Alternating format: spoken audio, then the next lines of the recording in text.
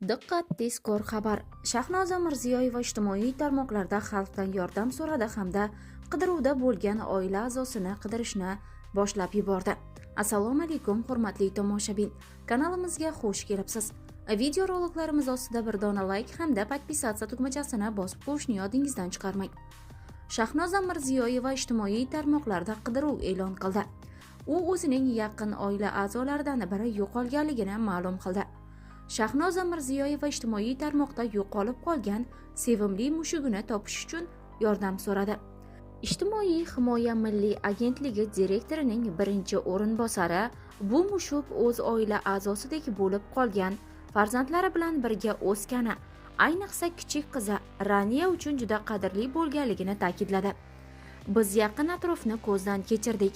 E'lonlar ilindi, biroq hozircha natija yo'q. Bu holat haqida yozish men uchun oson emas, ammo uni topish uchun har qanday yordamni qabul qilishga tayyorman, dedi Shahnoza Mirziyoyeva. Ushbu uy hayvoni 11 oktyabr kuni yo'qolib qolgan. U Qorasuv 1-mahallasi Lunacharskiy hududida bo'lishi mumkinligi qayd etilgan. Milliy paralimpiya qo'mitasi raisining birinchi o'rinbosari uni butun oila bo'lib kutayotganliklarini va yaqinda uyga qaytishidan umidvor ekanliklarini yozishgan.